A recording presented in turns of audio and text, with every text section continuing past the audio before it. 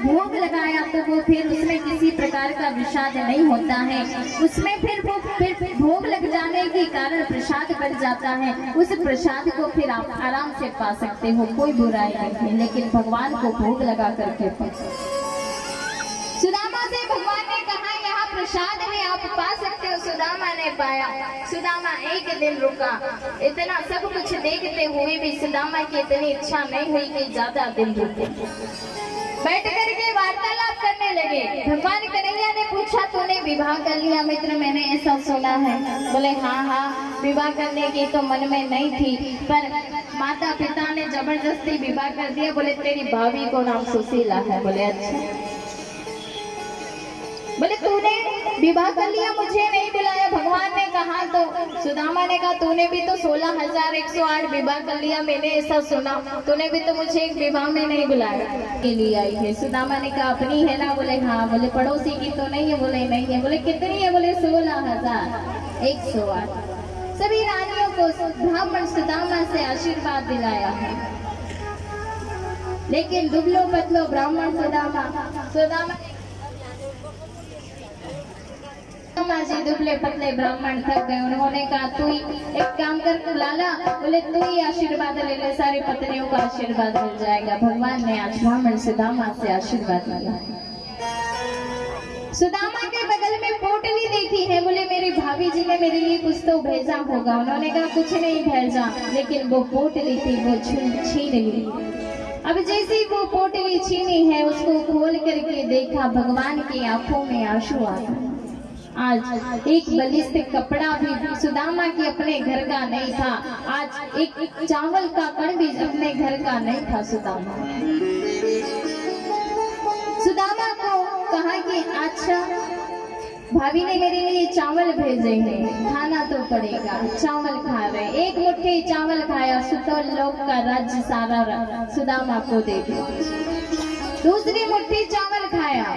बोले सर्व जितना भी सुख है संसार का वो सब आपको मिल जाए, ऐसा मन में कह रहे। जब तीसरी मुट्ठी चावल खाने लगे, रुक्मणी वहीं खड़ी थी। रुक्मणी ने इशारा किया, सरकार कच्चे चावल है। बोले ज्यादा पेट में दुख जाएगा। भगवान ने कहा, नहीं नहीं रुक्मणी, मेरा सुदामा ऐसा नहीं है, उसे अहंकार कभी नहीं आएगा। चाहे उसे मैं कितना ही बड़ा अगर इंद्र भी बना दूं ना, तो भी उसे अहंकार नहीं आएगा। और वास्तव में ये बात सच थी। अब जैसे ही सुदामा जी लौट करके घर आए हैं, जहाँ अपनी झोपड़ी थी वहां आकर के देखा, तो जहाँ थी मेरी झोपड़िया कंचन महल खड़े, वहां पर कंचन महल खड़े हैं। सुदामा ने पूछा, ये क्या है? यहाँ तो मेरी झोपड़ी थी, ये कंचन महल किसने खड़े कर लिए? द्वारपाल खड़े हुए थे वहाँ पर। उन्होंने कहा कि सुदामा नाम की नगरी है, सुदामा नाम के सेठ जी इस नगरी के राजा है। बोले होंगे कोई, उनको क्या पता कि मैं ही सुदामा हूँ। बोले उनकी पत्नी को बुलाओ, सुशीला आई है। अब आई तो थोड़ी मोटी ताजी बढ़िया एकदम श्रृंगार कर रखा है, पहचान में नहीं आई। सुदामा जी वापस जाने लगे। बोले नहीं नहीं, ये मेरा महल नहीं है, मेरी कुटिया नहीं है। सुशीला ने कहा कि अजी कहाँ जा रहे हैं? सुशीला को पहचान लिया। सुशीला से कहा, देखो तुम्हें धन चाहिए था, तुम्हें मिल गया, लेकिन मुझे धन नहीं चाहिए। मैं तो जंगल में जाना चाहता हूँ, जंगल में जाकर के भगवान का भजन करूँगा। सुशीला ने कहा, आप इस महल में नहीं रहोगे तो मैं यहाँ रहकर के क्या करूँगी? मैं भी जंगल में आपके साथ चलूंगी। दोनों जैसे ही जाने लगे, अंदर से वो टेढ़ी टांग वाला आया, बैठा है। आवाज दी, ओ सुदामा कहाँ जा रहे हैं? जैसे मुड़ करके देखा, वो टेढ़ी टांग वाले भगवान श्री कृष्ण वहां पर अंदर बैठे थे। भगवान से कहा, नहीं नहीं, हमें यहाँ धन नहीं चाहिए, महल नहीं चाहिए, हमें दुनिया का सुख नहीं चाहिए लाला। वहाँ सुख क्या काम का जो हम तुझे भूल जाएंगे? हमारे लिए तो यहाँ दुख ही अच्छा है, जो तेरी याद तो करता है। भगवान ने कही, ठीक है तुम यहाँ नहीं लेना चाहते, लेकिन मैंने तो आपको दिया है, इसलिए आपको भोगना पड़ेगा। सुदामा ने भोगा। अंत में फिर भगवान के धाम को चले गए। बड़ी सुंदर सी सुदामा की कथा सुनाई है मित्रता की। सुदामा चरित्र भागवत, श्रीमद् भागवत का बड़ा सुंदर सा चरित्र है। अब भगवान कि अनेक शत्रु थे। इधर जरासंध का भगवान ने वध किया है, शिशुपाल का वध किया है। महाभारत जब हुई है और महाभारत होने के बाद जब पांडव राजा राजगद्दी पर अभिषिक्त हो गए, आज द्वारिकापुरी में भगवान आए थे। बड़ा अच्छा सा राज चल रहा है। प्रद्युम्न जी बड़े हो गए हैं। जितनी भी 16,108 रानियां थी सबके पुत्र थे। लेकिन जब सब कुछ हो जाता है, घर परिवार महल सब हो जाता है, अगर सब होने के बाद भी अगर मन में शांति ना हो, विवेक ना हो, तो वो फिर काम नहीं होता। और व्यक्ति के 4 चीजों में बिगड़ने के असर ज्यादा दिखाई देते। एक तो सुंदर होना, अगर कोई व्यक्ति सुंदर होता है तो उसके बिगड़ने के असर ज्यादा दिखाई देते। ऊंचा पद मिल जाना, अगर कोई व्यक्ति ज्यादा ही अगर ऊंचे स्थान पर है तो उसको भी बहुत अभिमान होता है। बड़ा पद मिल जाना, रूप का होना, यौवन का होना, युवावस्था का होना, ये सब 4 चीजें ऐसी हैं जो व्यक्ति के मन को बिगाड़ती है। और ये 4 चीजें अगर व्यक्ति के पास है और विवेक नहीं है तो फिर वो व्यक्ति नहीं सुधर सकता। अब भगवान का बड़ा अच्छा सा राज का चल रहा है, सारे पुत्र हैं। अब भगवान को क्या, पुत्र जब राज का संभाल रहे हैं तो भगवान अपना ज्यादा से ज्यादा संतों के चरणों में बिताते थे।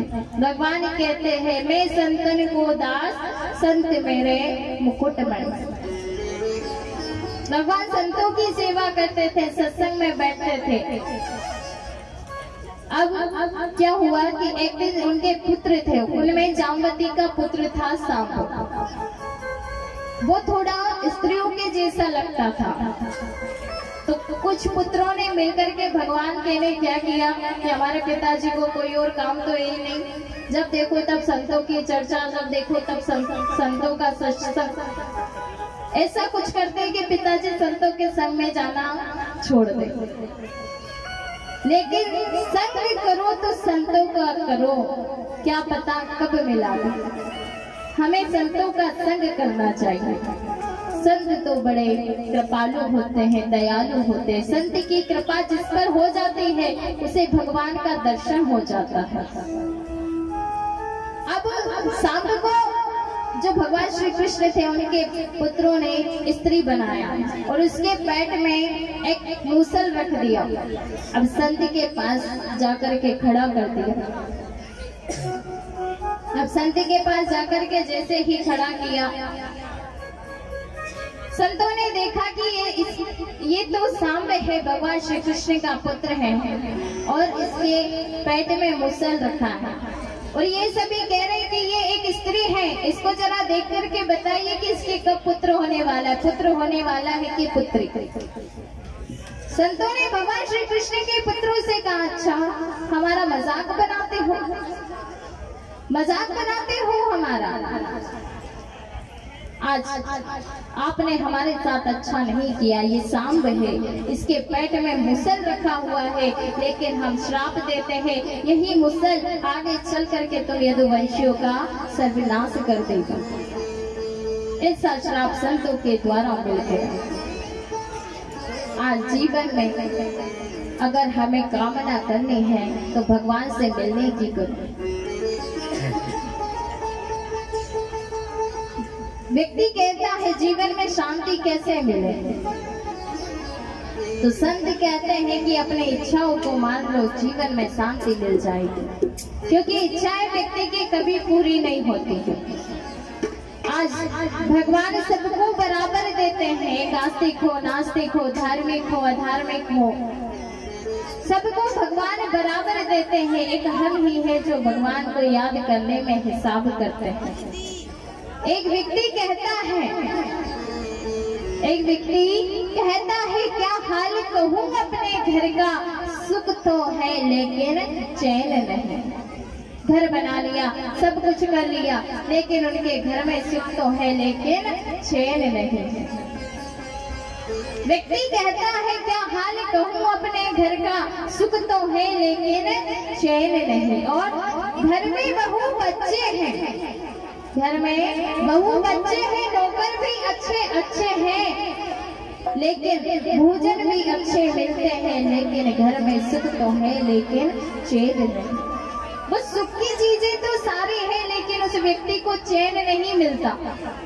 व्यक्ति कहता है कि मौजों से भरी जिंदगी है, घर में बिजली के पंखे चलते हैं लेकिन बर्फ के फ्रिज है घर में, फिर भी सुख तो है लेकिन चैन नहीं। मित्र आते हैं ऊपर से सुयस सुना करके जाते हैं, लेकिन उन मित्रों के आने से जिंदगी में सुख तो है लेकिन चैन नहीं। और जब धन का मान बड़ा है, फिर जब नहीं संतोष सबर हुआ, तब पूछे हैं भगवान कहाँ। जब हमारे मन में संतोष आता है, जब यहाँ सब हमें अच्छा नहीं लगता, फिर व्यक्ति पूछता है कि भगवान कहाँ है। तो फिर कहते हैं कि जो सुख राम भजन में वो सुख नाही अमीरी है। जो सुख राम भजन में है वो अमीरी में कहाँ है। अगर हमने घर में सारी जो चीजें हैं सुख की वो हमें मिल गई, उस वस्तुओं से उन चीजों से हमें सुख तो मिल सकता है लेकिन मन को खुशी नहीं होती। और अगर मन को जिस चीज से खुशी नहीं होती है, चाहे कितनी भी सुख की चीज लेकर के आओ, हमें वो फिर प्रसन्नता नहीं देती। आज यदुवंशियों का श्राप ऐसा लगा, सारे यदुवंशी लड़ने लगे हैं, झगड़ने लगे हैं। एरका नाम की उस मुसल को क्या किया यदुवंशी ने कि पीस करके समुद्र में डाल दिया, लेकिन जब डाल रहे थे थोड़ा सा कण उसका समुद्र के किनारे गिर गया, उससे एरका नाम की घास उत्पन्न हो गई। अब उस मुसल को समुद्र में डाल दिया, सारे यदुवंशी लड़ने लगे, झगड़ने लगे। भगवान को पता चला श्राप लगा है, सारे यदुवंशी नष्ट होने वाले। एक दूसरे से लड़ते लड़ते सारे यदुवंशी नष्ट हो गए। एरका नाम की जो घास थी उसे उठा करके तोड़ मरोड़ करके उससे लड़ने लगे, एक दूसरे पर फेंकने लगे। सारे यदुवंशी एक एक करके नष्ट हो गए। आज भगवान द्वारिकाधीश जंगल में चले गए, साथ में बलराम जी भी गए, अर्जुन गए हैं, उद्धव जी गए। बड़ा सुंदर सा उन्हें उपदेश दिया है, अर्जुन को उपदेश दिया है, उद्धव जी को उपदेश दिया है। आज जब उपदेश दिया भगवान ने, सारे यदुवंशी तो नष्ट हो गए थे, लेकिन क्या हुआ, जिस मुसल को उन्होंने समुद्र में फेंका था, उस समुद्र से एक जो वो मूसल का जो चूर्ण फेंका था उसे एक मछली निकल गई। उस मछली को मछुआरे ने पकड़ करके एक बाण बनाया। आज हमारे द्वारिकाधीश भगवान एक वृक्ष के नीचे बैठे थे। अब भगवान वृक्ष के नीचे बैठे थे, वहीं पर अब अर्जुन भी थे, उद्धव जी थे। बड़ा सुंदर सा उनको उपदेश दिया है। सार जो है वो सब कुछ बताया, वेदों का सार, उपनिषदों का सार, सब कुछ भगवान ने बताया है, सुनाया है। अब भगवान सो रहे थे, वृक्ष के नीचे लेटे थे, तभी एक मछुआरा जिसने मछली को पकड़ा, बाण बनाया, वो आया। उसने हिरण को समझा, भगवान के पैरों में ऐसा निशाना मारा, भगवान के सीधे अंगूठे में जाकर के देखा भगवान द्वारिकाधीश है। क्षमा मांगने लगा, भगवान मैंने आपको नहीं देखा, मैंने हिरण समझा। भगवान ने कहा तेरी कोई इच्छा नहीं है, यहाँ सब मेरी इच्छा है। आज संसार में जो कुछ भी होता है सब मेरी ही इच्छा से होता है, मेरी इच्छा के बगैर नहीं कुछ होता।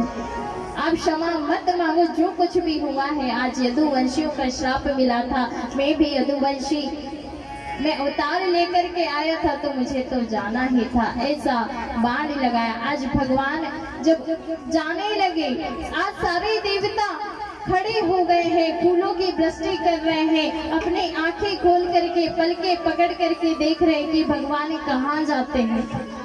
अर्जुन उद्धव जी से कहा कि अब मैं इस संसार को छोड़ करके जाऊंगा, उपदेश दे दिया। अब भगवान ने क्या किया, सब देख रहे हैं, एक टकी लगा कर कि भगवान किधर जाए। भगवान ने सूक्ष्म रूप लिया और श्रीमद् भागवत कथा में भगवान प्रवेश कर गए। बोलो द्वारिकाधीश भगवान की। अब आचार्य शुकदेव जी महाराज राजा परीक्षित से पूछते हैं, परीक्षित मैंने आपको सप्त दिवसीय श्रीमद् भागवत कथा सुना, एक बात बताओ। बोले क्या? बोले ये बताओ कि आपने 7 दिनों तक कथा सुनी? बोले हाँ सुनी। बोले जीवन का सार क्या है? बोले जीवन का सार केवल एक ही है। बोले श्री कृष्ण के चरणों में प्रीति होना, गोविंद के चरणों में प्रीति होना, लेकिन जो प्रीति हो वो निष्काम होना चाहिए। आज उनको सार समझ में आ गया। आचार्य शुकदेव जी महाराज ने कहा एक बात बताओ तुम कौन हो? परीक्षित से पूछा। परीक्षित ने कहा कि मैं नहीं हूँ, मैं तो शरीर हूँ, ये आत्मा तो अमर है। आचार्य शुकदेव जी महाराज भी यही उत्तर चाहते थे। आचार्य शुकदेव जी महाराज ने कहा बहुत अच्छा, आज आपने इतने अच्छे से कथा सुनी और आपने जो उत्तर दिया कि मैं नहीं हूँ, मैं तो आत्मा हूँ, मेरा मन प्रसन्न हो गया। क्योंकि आत्मा कभी नहीं मरती है, शरीर का जन्म होता है, शरीर की मृत्यु होती है। जो आत्मा है वो ईश्वर का अंश है, वो कभी नहीं मरता। शुकदेव जी महाराज ने सप्त दिवसीय श्रीमद् भागवत कथा राजा परीक्षित को सुनाई है। सप्त दिवस में मृत्यु का श्राप मिला था।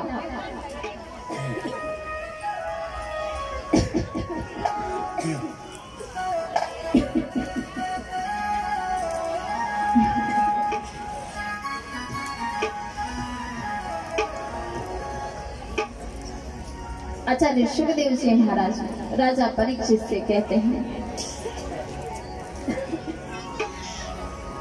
परीक्षित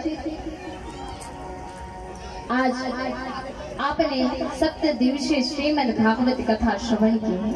जो श्रीमद् भागवत कथा राजा परीक्षित को आचार्य शुकदेव जी महाराज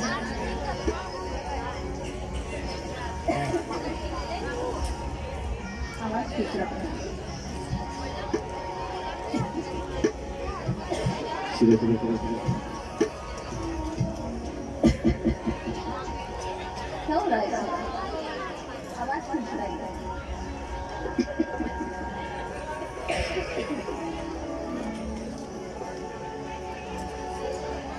आज श्रीमद् भागवत कथा आचार्य शुकदेव जी महाराज ने जो राजा परीक्षित को सुनाई है, वही श्रीमद् भागवत कथा आप सभी ने सप्तम दिवस तक श्रवण की।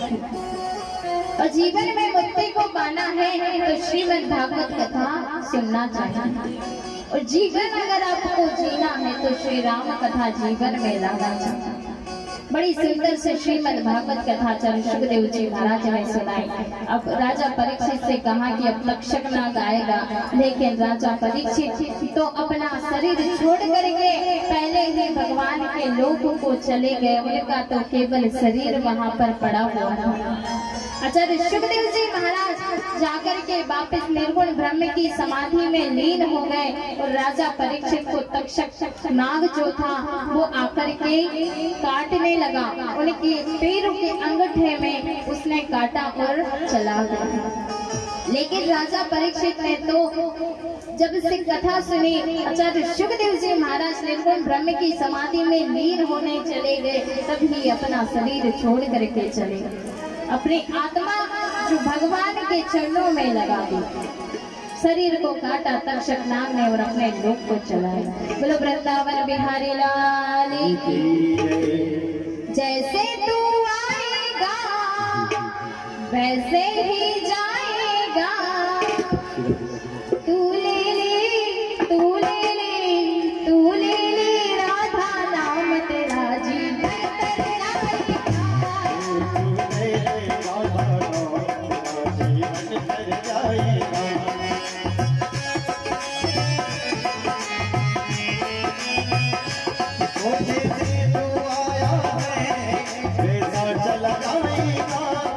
तू ले ले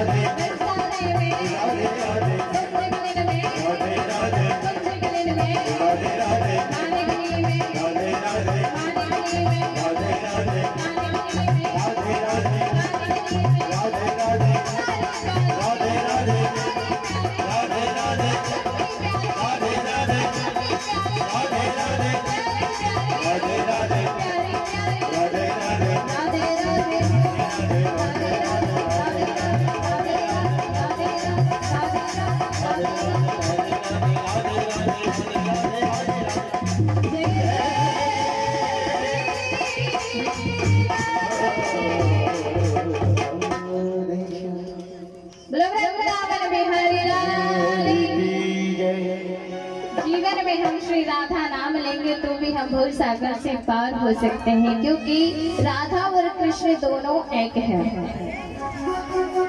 बड़ी सुंदर सी बात है, सभी लोग बड़े ध्यान से सुनिएगा। ये जीवन आप सभी लोगों ने देखो सप्त दिवस तक श्रीमद् भागवत कथा सुनी। कहते हैं 6 दिन कथा ना सुनी हो, 7वें दिन परीक्षित मोक्ष की कथा सुने। हमारे पास समय का अभाव कम था, इसलिए थोड़ी जल्दी हमने कथा की है। अब जो श्रीमद् भागवत कथा का सार है वो बड़े ध्यान से सुनो। जीवन में, अपने जीवन में आज हम संसार में रहते हैं। संसार में रहो, संसार में रहना कोई बुरी बात नहीं है, लेकिन कैसे रहना है? संसार में रहो, कर्म करो जिंदगानी में, लेकिन संसार में ऐसे रहो कमल भी रहता जो पानी में। आज इस संसार में रहो। आपने कमल को, फूल को देखा होगा, कमल का फूल कीचड़ में खिलता है, लेकिन एक बूंद कीचड़ की अपने ऊपर नहीं पड़ने देता। उसी प्रकार इस संसार की जो कीचड़ रूपी बुराई है उससे हमें दूर रहना है। जीवन में सत्य को अपनाओ, ईमानदारी पर चलो। जीवन में क्या चाहिए? ऐसा नहीं कहते कि कर्म मत करो, खूब कर्म करो, मत लो माला झोली, लेकिन जब हम करते रहे कर्म, आज रोटी बना रहे हैं तो रोटी बनाते बनाते हमारा जो मुंह है वो चलते रहना चाहिए, बोले राम राम राम राम राम, इसी में भी आपका उद्धार हो जाएगा। संसार ये कर्म प्रधान भूमि है और यहाँ कर्म तो करना पड़ेगा। कर्म प्रधान विश्व रचिया था,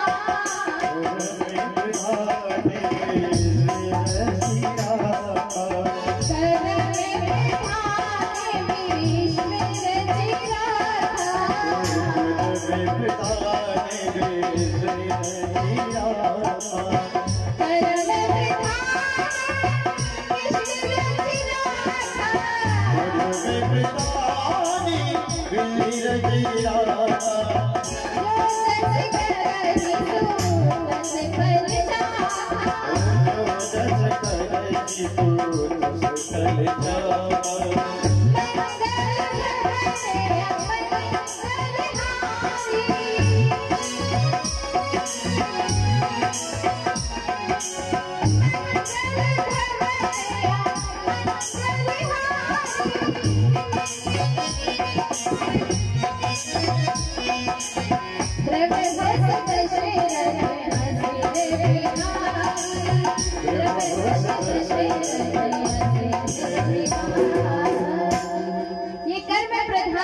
इसमें हमें कर्म करना पड़ेगा, लेकिन कर्म करते रहो, भगवान का नाम भी लेते रहो, बुरा किसी का मत करो, सत्य पर अपने जितना हो सके। आज हम झूठ भी अगर बोल लेते हैं तो झूठ बोलने से कोई हम बड़े नहीं हो जाते, झूठ बोलने से कोई हम अच्छे ऊंचे शमशान घाट में नहीं चले जाते, सबको एक ही घाट पर मिलना है। लेकिन बड़ी सुंदर सी बात कही है किसी ने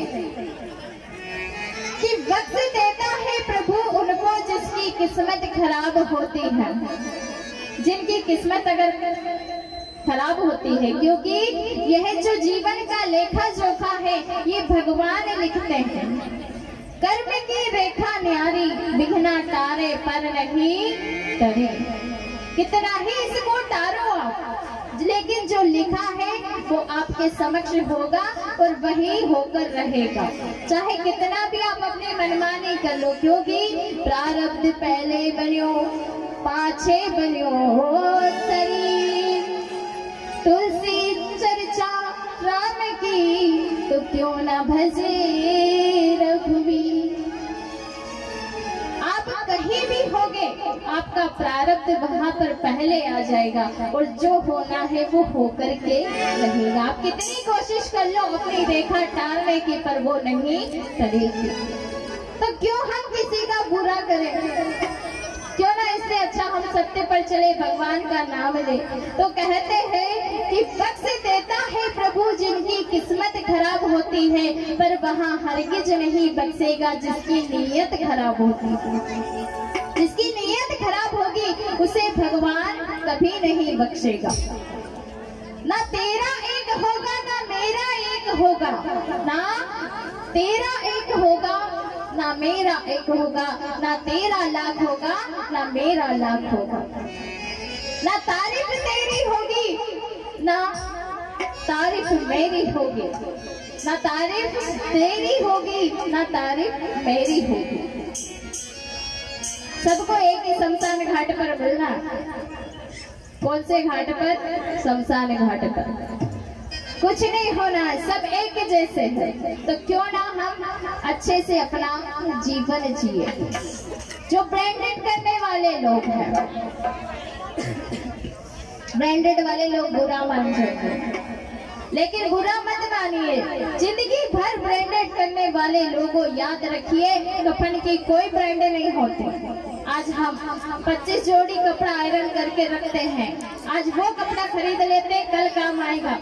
आज वो कपड़े खरीद लेते हैं, शादी में काम आएगा, विवाह में काम आएगा, लेकिन हम कभी कफन खरीद कर नहीं रखते कि यहाँ कफन हमारे मरने के समय काम आएगा। रखते हैं क्या? नहीं रखते। तो रखना चाहिए ना। कई बदू कोई हमें दे या ना दे कफन, तो ब्रांडेड करने वाले लोगों याद रखना, कफन की कोई ब्रांड नहीं होती। कोई हंसकर दुख छुपाता है तो कोई रोकर दिल बहलाता है। और क्या करामात है कुदरत की, जिंदा तो पानी में डूब जाता है और मुर्दा तैर करके दिखाता है। जिंदा अगर जो जिंदा लोग हैं वो जल में डूबेंगे तो डूब जाएंगे, लेकिन मुर्दा पानी में तैरता है। ये भगवान की करामात है। मौत को कभी देखा तो नहीं, पर शायद बड़ी खूबसूरत होगी। जो भी उससे मिलता है जीना छोड़ देता है। मौत को किसी ने नहीं देखा, लेकिन जो भी उससे मिलता है जीना छोड़ देता है, संसार से चला जाता है। तो क्यों ना मिलते जुलते रहो यारो, ना जाने कौन सा वक्त आखिरी हो, ना जाने कौन सी सांस आखिरी हो। इस संसार में ना जाने कौन सा वक्त हमारा आखिरी हो। हम ठोकर खाए, गिर पड़े, ब्लड प्रेशर हाई हो जाए, कब हम चले जाए, तो क्यों ना हम सबसे अच्छे रहे। अच्छे से सबसे हमें रहना चाहिए, यही जीवन का सार है, यही जीवन के। अगर हम यहाँ जीवन का सार मान ले तो फिर हमारे जीवन का उद्धार हो जाता है। क्या लेके आया जग में, क्या लेके जाएगा, क्या लेके जाएगा, दो दिन की जिंदगी है,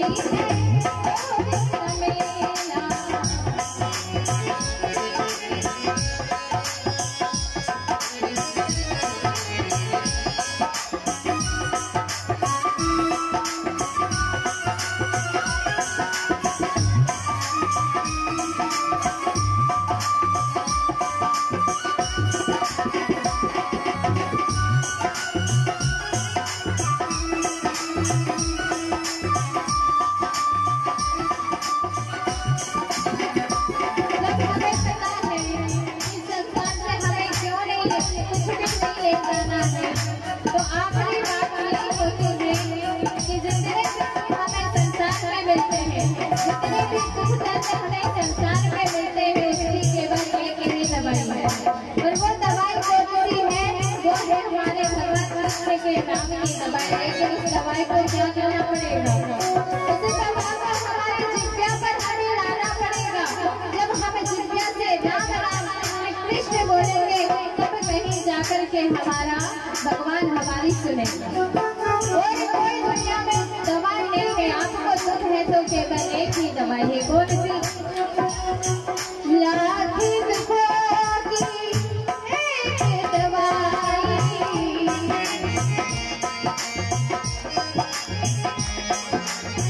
लाखों दुखों की एक दवाई, लाखों दुखों की एक दवाई।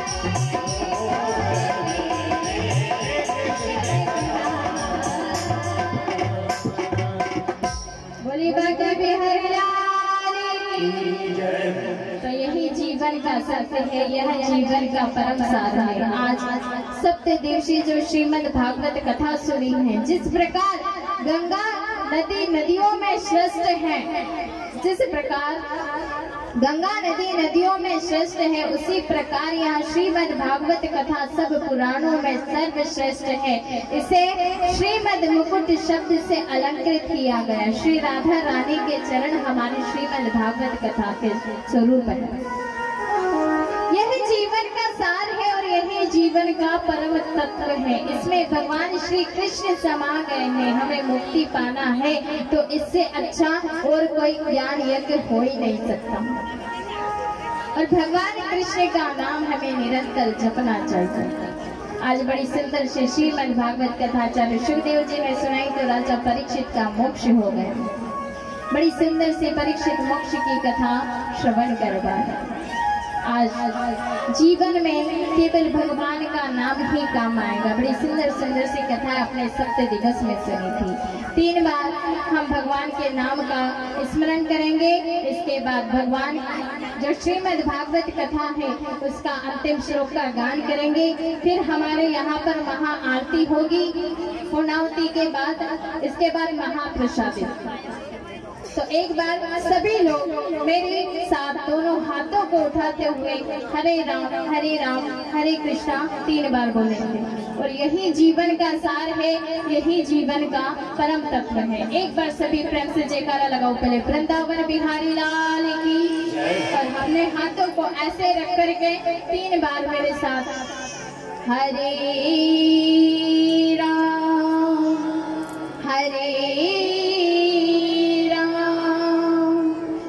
राम राम हरे हरे हरे कृष्ण कृष्ण कृष्ण हरे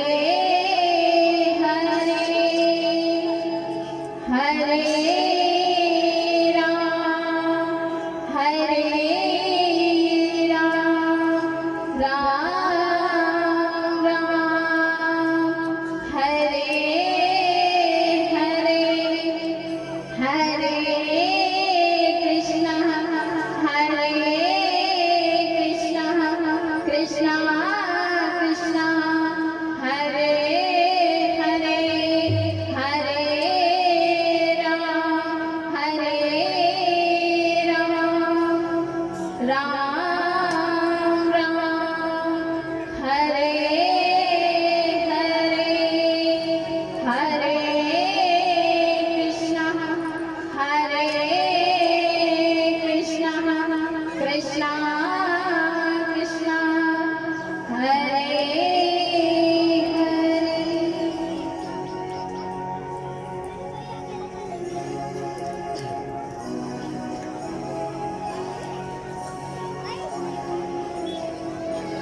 अब श्रीमद् भागवत कथा का अंतिम श्लोक, श्रीमद् भागवत कथा का विश्राम, उसके बाद पूर्णाहुति और जो जजमान है वो व्यास पूजन करेंगे।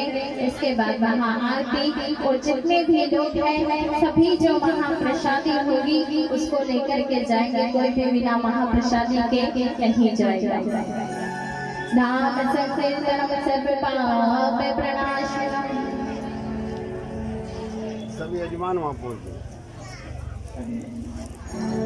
जितने भी यजमान हैं जो हवन पर बैठे थे, पूर्णाहुति का समय हो चुका है, तो आप सभी जितने भी यजमान हैं वो वहाँ पर चले जाएं पूर्णाहुति के लिए। आज जीवन का यही सार है भगवान श्री कृष्ण के चरणों में प्रीति होना। आज मैं आप सभी को श्रीमद् भागवत कथा श्रवण करा रहा हूँ, लेकिन श्रीमद् भागवत कथा श्रवण कराने का, आपका सुनने का कब सार्थक होगा? जब अपने जीवन में आप सभी लोग भगवान के नाम को लो। तो ज्यादा नहीं, आज आप घर जाओ तो एक माला हरे राम हरे कृष्ण एक माला नित्य प्रतिदिन आप करो। ज्यादा नहीं बनता, मानते हैं काम बहुत है, लेकिन एक माला तो हम कर ही सकते हैं।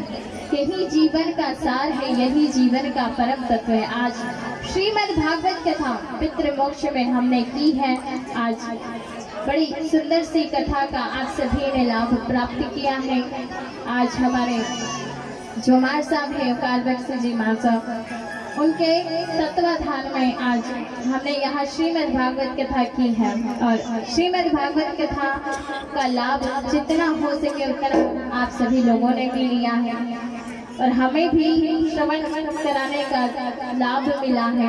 कितनी अच्छी बात है, ये उस प्रभु की कृपा है। आज उन्होंने अपने मन में सोचा कि हाँ यहाँ काम करूँगा तो भगवान की उन पर कृपा हुई, क्योंकि हम मन में अगर अच्छा विचार भी लाते हैं तो वो भगवान पूरा करते हैं। आज उन्होंने मन में सोचा, भगवान की कृपा हुई, संकल्प लिया कि हाँ मैं करूँगा। आज उनकी तीनों इच्छाएं जब एक साथ मिली तो आज यहाँ बृहद भागवत श्रीमद् भागवत कथा के रूप में यहाँ 7 दिनों तक त्रिवेणी जो श्रीमद् भागवत कथा में ज्ञान वैराग्य की भक्ति की जो यहाँ त्रिवेणी है, इस त्रिवेणी यहाँ पर भई और आप सभी लोगों ने इसमें गोता लगाया।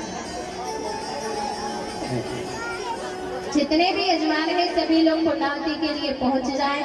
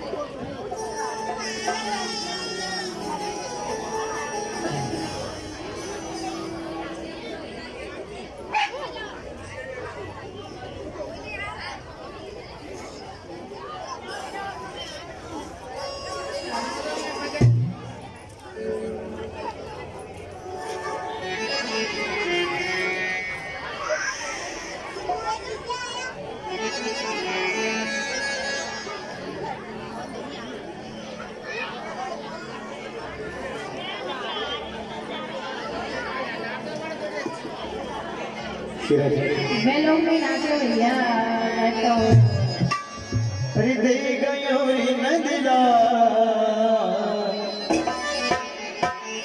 हृदय गयोरी नदिलाल मचोड़ो मचोड़ो गरे भरत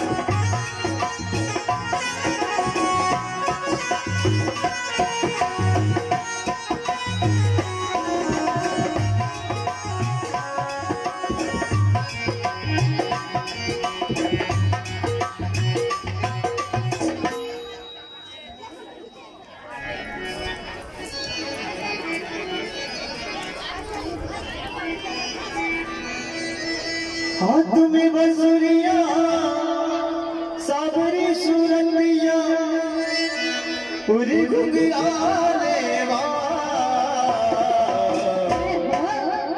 सपने में सखी क्यों न नंदे गोपाल सपने में सखी क्यों न नंदे गोपाल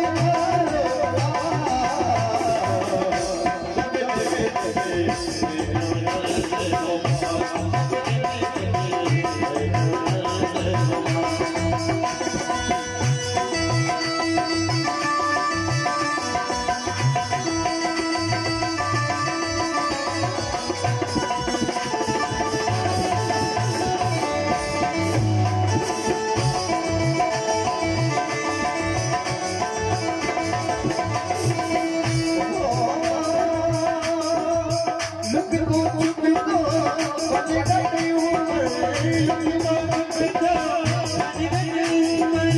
सबने बतिया बोले तेरी बोलो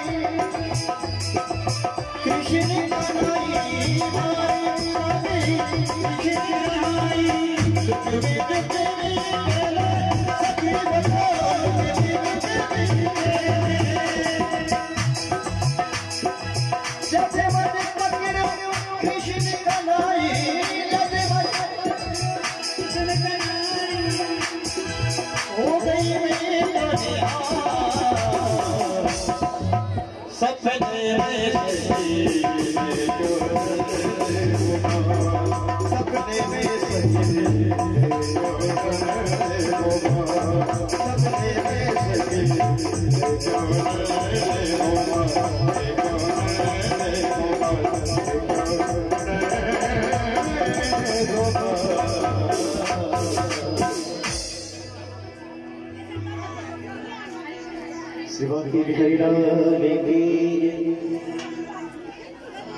देखिए आप सभी ने श्रीमद् भागवत कथा श्रवण की ना 7 दिनों तक बड़े प्रेम से। उसके जीवन के सारे का एक बड़ा सुंदर सा भजन है, बड़ा सुंदर सा। सभी लोग बड़ी सुंदर सी रचना, सभी लोग ध्यान से सुनिएगा, भाव से हो सके तो ताली का सहयोग भी कीजिएगा और याद हो तो मुझसे गाइएगा। एक बार प्रेम से बोला वृंदावन बिहारी लाल की। एक मैया, उनका जब भगवान के यहाँ से बुलावा आता है, यम के दूत आते हैं, मैया ने कहा यम के दूत से कि मैं अपने परिवार वालों से बात कर लूं। राम जी आए हैं, राम जी से कहा कि थोड़े परिवार वालों से मैं बात कर लेती हूँ, बस केवल मुझे 5 मिनट चाहिए। कितने? 5 मिनट। बड़ी सुंदर सी रचना, सभी लोग ध्यान से सुनिएगा। तो मैया क्या कहते हैं, बड़े संत की बड़ी सुंदर सी रचना। हो संता स्वर्ग सुआयो रे संदेश बुलावो आयो राम को संता।